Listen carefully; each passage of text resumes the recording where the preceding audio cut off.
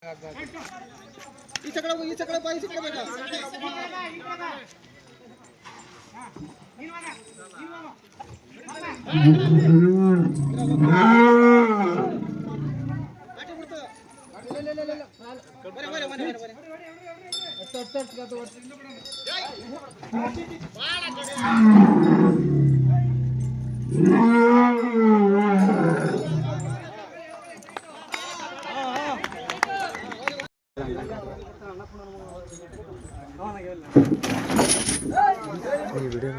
ಕೇಳ್ಪತ್ತಾರ ಮಾತಂದ್ರೆ ಅಯ್ಯಪ್ಪ ತುಂಬಾ ಹೆಸರು ಮಾಡ್ತಿದ್ದಾನೆ 13 ವರ್ಷಕ್ಕೆನೆ. ಹೌದು.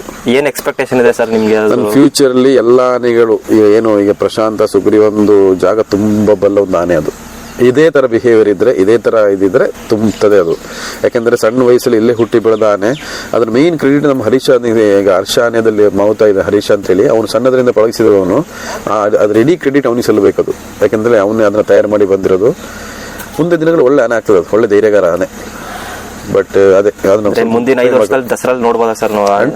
ಲಾಸ್ಟ್ ಟೈಮ್ ಸೆಲೆಕ್ಟ್ ಆಗಿತ್ತು, ಬಟ್ ಸೆಕೆಂಡ್ ಬ್ಯಾಚ್ ಸೆಲೆಕ್ಟ್ ಆಗಿತ್ತು.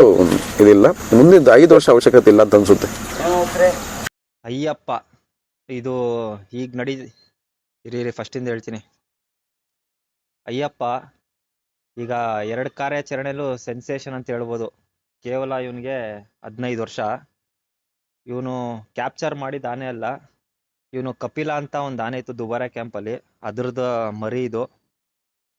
ಇವನು 2024-25 ದಸರಾ 2 ವರ್ಷ ದಸರಾಗೂ ಸೆಲೆಕ್ಟ್ ಆಗಿದ್ದ. ಆದರೆ ಸಬ್ಸ್ಟಿಟ್ಯೂಟ್ ಆಗಿ ಸೆಲೆಕ್ಟ್ ಆಗಿದ್ದ. ಸಬ್ಸ್ಟಿಟ್ಯೂಟ್ ಅಂದರೆ ನಮ್ಮ ಇಲ್ಲಿರೋ ಆನೆಗಳು ಏನು 14 ಆನೆ ಬರ್ತದೆ, ಅದಕ್ಕೆ ಏನಾದ್ರು ಹುಷಾರು ತಪ್ಪೋದ್ರೆ ಇನ್ ಕೇಸ್ ನಮ್ಮ ಕ್ಯಾಂಪಲ್ಲಿ 4 ರಿಸರ್ವ್ ಆನೆಗಳು ಅಂತ ಮಡಗ್ತಾರೆ, ಸಬ್ಸ್ಟಿಟ್ಯೂಟ್ ಅಂತ. ಈಗ ಕ್ರಿಕೆಟಲ್ಲಿ ಎಕ್ಸ್ಟ್ರಾ ಪ್ಲೇಯರ್ಸ್ ಅಂತ ಇರ್ತಾರಲ್ಲ, ಆ ಥರ ಸಬ್ಸ್ಟಿಟ್ಯೂಟ್ ಆಗಿ ಇರ್ತಾನೆ. ಅದರಲ್ಲಿ ಸೆಲೆಕ್ಟ್ ಆಗಿದ್ದ.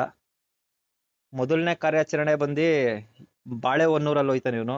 ಅಲ್ಲಿ ಗಜಪಯಣ ಸ್ಟಾರ್ಟ್ ಆಗುತ್ತೆ ಇಲ್ಲಿ ನಮ್ಮ ದಸರಾಕ್ಕೆ. ಆ ಕಾರಣದಿಂದ ಅದು ನಡೆಯಲ್ಲ. ಅದಾದ ನಂತರ ಈಗ ಒಂದು 15 ದಿನದಿಂದ ಬಿಕ್ಕೋಡಲ್ಲಿ ಒಂದು ಕಾರ್ಯಾಚರಣೆ ನಡೀತೆ. ಅದು ಈಗ ಕ್ರಾಲಲ್ಲಿದೆ ಆನೆ. ಆ ಆನೆಗೆ ಮೊದಲನೇ ಕಾರ್ಯಾಚರಣೆ ಅಯ್ಯಪ್ಪಂದು. ಅದು ಸುಮಾರು ಯೂನೇಜನೆ 15-16 ವರ್ಷ ಅದು ಆನೆಗೆ. ಅದಕ್ಕೆ ಮುಖ ಕೊಟ್ಟು ನಿಲ್ಲಿಸಿ ಅದು ಕ್ರೈನಿಂದ ಲಾರಿಗೆ ಲೋಡ್ ಮಾಡೋ ತನಕ ಇವನ್ ಕೈಲೇ ಕೆಲಸ ಮಾಡಿಸ್ತಾರೆ. ಅದಾದ್ಮೇಲೆ ಈಗ ನಿನ್ನೆ ನಡೆದಂಥ ಕಾರ್ಯಾಚರಣೆ ಸುಮಾರು ಒಂದು 30-35 ವರ್ಷದ ಆನೆ ಅನ್ಬೋದು. ಅದಕ್ಕೂ ಕೂಡ ಇವನ್ ಕೈಲಿ ಮುಖ ಕೊಟ್ಟು ದೂಕ್ಸಿ ಲಾರಿ ಹತ್ಸೋ ತನಕ ಇವನ್ ಕೈಲೇ ಕೆಲಸ ಮಾಡಿಸ್ತಾರೆ. ನೀವು ಕೇಳ್ಬೋದು, ಹೆಂಗೆ ಇಷ್ಟು ಕೆಲಸ ಮಾಡ್ತಾನೆ ಅಯ್ಯಪ್ಪ, ಕ್ಯಾಂಪಲ್ಲೇ ಹುಟ್ಟು ಬೆಳೆದಿರೋ ಆನೆ ಅಂತ. ಇದಕ್ಕೆ ಮೇನ್ ಕಾರಣ ಬಂದು ನಮ್ಮ ಸುಗ್ರೀವ ಮಾವುತರಿದಾರಲ್ಲ, ಶಂಕರ ಅವ್ರ ಅಣ್ಣ ಹರೀಶ ಅಂತ, ಅವರು ಮೇನ್ ಕಾರಣ ಅನ್ಬೋದು. ಏನಕ್ಕಂದ್ರೆ ಇದು ಹುಟ್ಟದಾಗಿಂದ ಅವನೇ ಹರೀಶರೇ ಮೇನ್ ಚೆನ್ನಾಗಿ ನೋಡ್ಕೊಂಡು ಇದನ್ನ ಟ್ರೈನ್ ಮಾಡಿ ಬೆಳೆಸ್ದವನೇ ಹರೀಶ. ಅಷ್ಟು ಕ್ರೆಡಿಟು ಹರೀಶ್ ಅವ್ರಿಗೆ ಹೋಗ್ಬೇಕು.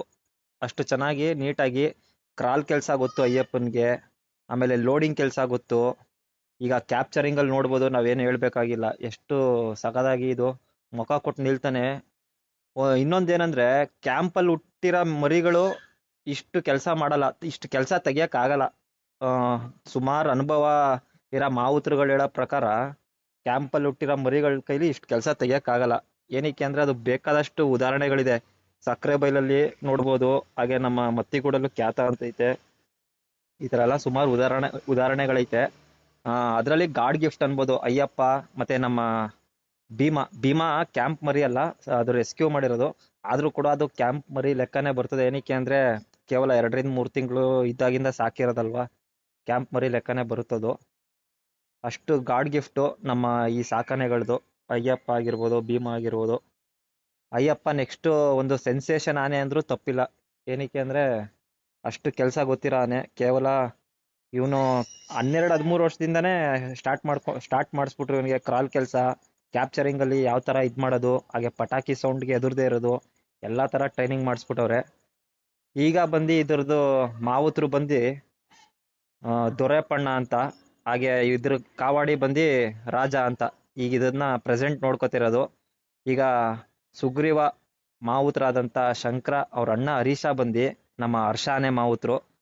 ಅವರು ಸುಮಾರು ವರ್ಷ ಆಯ್ತು ಅವ್ರು ಬಿಟ್ಟು. ಅವರು ಕೂಡ ಒಂದು 4-5 ವರ್ಷ ಆಯ್ತೇನೋ ಬಿಟ್ಟು ಆನೆನ. ಈಗ ಇವ್ರು ನೋಡ್ಕೊತಾ ಇದ್ದಾರೆ ಈ ಆನೆನ. ಒಳ್ಳೆ ಟ್ರೈನ್ ಆಗಿರೋ ಆನೆ, ಫ್ಯೂಚರ್ಗೆ ದಸರಾಗೆ ಬರೋ ಆನೆ. ದಸರಾಗೆ ನೋಡಬೇಕು, ಇನ್ನೊಂದು ವರ್ಷದಲ್ಲೇ ನೆಕ್ಸ್ಟ್ ವರ್ಷ ಬಂದರೂ ಬರ್ಬೋದು, ಹೇಳೋಕ್ಕಾಗಲ್ಲ. ಎಲ್ಲ ಅಧಿಕಾರಿಗಳ ಮೇಲೆ ಡಿಪೆಂಡು.